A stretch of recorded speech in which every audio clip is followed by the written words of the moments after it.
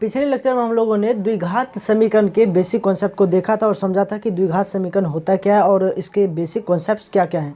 तो यहाँ पे अब देखते हैं द्विघात समीकरण के कुछ इंपॉर्टेंट क्वेश्चन किस प्रकार के क्वेश्चन एग्जाम में पूछे जाते हैं। तो यहाँ पे देखो क्या लिखा हुआ है, 2x² + 13x + 18 = 0। ठीक है, इसे हमें द्विघात समीकरण यानी कि द्विघाती सूत्र की मदद से हल करके दिखाना है। इससे पहले गुणनखंड विधि आता है, लेकिन मैं इस लेक्चर में आपको गुणनखंड विधि नहीं बताऊँ क्योंकि मैंने गुणनखंड विधि पे एक डिटेल्ड वीडियो बना रखा है। किस चैप्टर में? बहुपद चैप्टर में। जब मैं बहुपद चैप्टर का लेक्चर अपलोड किया था तो एक स्पेशल वीडियो मैंने बनाया था गुणनखंड विधि से हल करने हेतु। ठीक है, तो आप कैसे गुणनखंड विधि से हल कर सकते हो इसके लिए मैंने स्पेशल एक वीडियो बनाया, आप वो वाला वीडियो जाकर के देख सकते हो गुणनखंड विधि के लिए। तो यहाँ पे मैं आपको इस वीडियो में गुणनखंड विधि नहीं बता करके डायरेक्ट आपको द्विघात सूत्र के मदद से कैसे हल करना है द्विघात समीकरण को वो बताऊंगा मैं। ठीक है, तो अब देखते हैं यहाँ पे 2x² + 13x + 18 = 0 है। इसका हम शून्यक कैसे ज्ञात करेंगे? सबसे पहले हम लोग को पता है कि इसका शून्यक कितना होगा। ये एक द्विघात समीकरण है इसलिए इसका शून्यक कितना होगा? 2 शून्यक होगा। तो अब देखते हैं इस दोनों शून्यक को हम लोग ज्ञात कैसे कर सकते हैं। तो यहाँ पे शून्यक ज्ञात करने के लिए सबसे पहले हमको यहाँ पे a, b और c इस तीनों का मान लिखना होगा। मैंने आपको पिछले लेक्चर में बताया था कि x² के गुणांक को क्या कहते हैं? a कहते हैं, x के गुणांक को क्या कहते हैं? b कहते हैं, और जो अचर पद रहता है उसको क्या कहते हैं? c कहते हैं। तो पहले सबको डिनोट कर लेते हैं। तो यहाँ पे a बराबर हमारा क्या हो जाएगा? a बराबर 2, b बराबर क्या हो जाएगा? तो b बराबर हो जाएगा 13। ठीक है, और c बराबर कितना हो जाएगा? 18। इसके बाद a b c लिखने के बाद हम लोग क्या निकालते थे? d निकालते थे। d यानी कि विवेचक। मैंने आपको पिछले लेक्चर में विवेचक निकालना सिखाया था, तो जिन लोगों को निकालना नहीं आता है पिछले लेक्चर में जाकर के देख सकते हैं किस प्रकार से विवेचक निकाला जाता है और मूल की प्रकृति ज्ञात की जाती है। तो यहाँ पे सबसे पहले आपको इस विधि से बनाने के लिए आपको विवेचक निकालना पड़ेगा। ठीक है, तो हम लोग यहाँ पे विवेचक निकाल लेते हैं। विवेचक को d से डिनोट किया जाता है। तो d बराबर सूत्र क्या होता है? b² - 4ac। ठीक है, d बराबर क्या होता है? b² - 4ac। अब इसमें पुट कर देते हैं। तो यहाँ पे b का मान कितना है? तो b का मान कितना है? 13 है ना। तो b के जगह क्या हो जाएगा? 13। तो यहाँ पे b² लिखा होता है, क्या हो जाएगा यहाँ पे? b² की जगह 13 का स्क्वायर माइनस 4 गुना a का मान कितना है? 2 गुना c का मान कितना है? 18। यहाँ पे लिख लिया सबका मान। अब यहाँ पे क्या लिखा हुआ? 13 का स्क्वायर। 13 का स्क्वायर कितना होता है? 169। ठीक है, यहाँ पे 4 को 2 से गुना करेंगे कितना आएगा? 8। 8 को 18 से गुना करेंगे कितना आ जाएगा? 144, 144।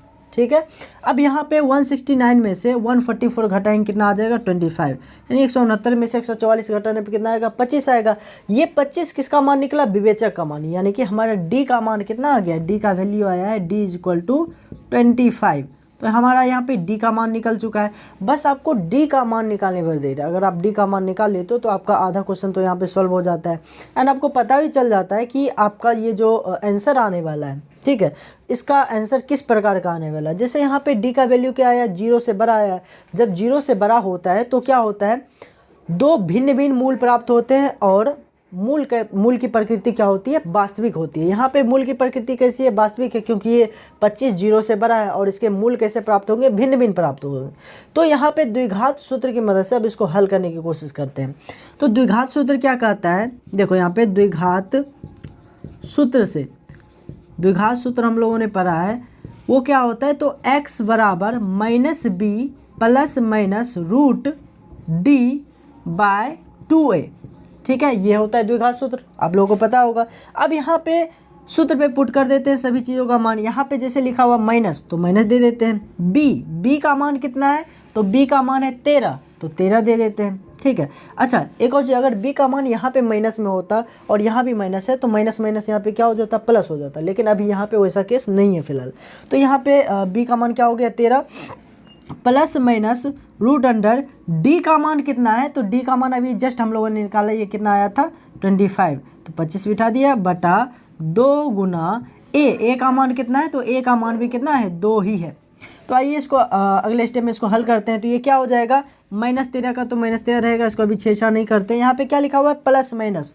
तो प्लस माइनस 25 का रूट कितना होता है? अगर इसका हम खंडन करेंगे तो 25 का रूट करके कितना आएगा? 5 आएगा। तो 25 का हो गया 5।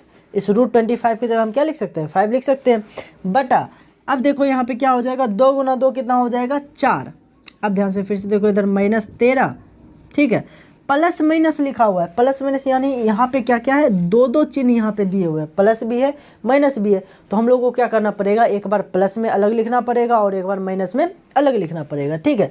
तो यहाँ पे एक बार प्लस में इसको लिख लेते हैं, एक बार माइनस में लिख लेते हैं। तो -13 एक बार प्लस में 5/4, ठीक है, एक कॉमा दे देते हैं, एक बार फिर से -13 माइनस में 5/4, ठीक है। जिन लोगों को समझ में नहीं आया फिर से मैं आपको बताता हूँ यहाँ पे अगले स्टेप में क्या हुआ है। तो यहाँ पे ना प्लस माइनस दोनों में था, ये जो 5 आया रूट, यहाँ पे देखो सूत्र में क्या था, प्लस माइनस रूट डी था, डी का मान हमने निकाला, √25 का मान कितना आया, 5 आया।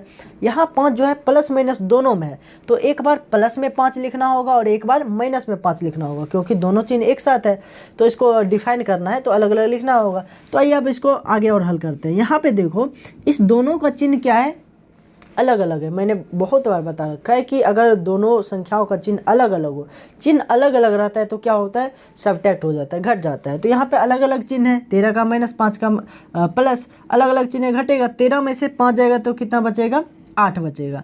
अच्छा 8 प्लस में होगा कि माइनस में, तो देखते हैं दोनों में बड़ा कौन है, बड़ा कौन है 13, बगल में कौन सा चिन्ह, माइनस चिन्ह, इसलिए यहाँ पे क्या हो जाएगा माइनस में 8 बटा है कितना 4।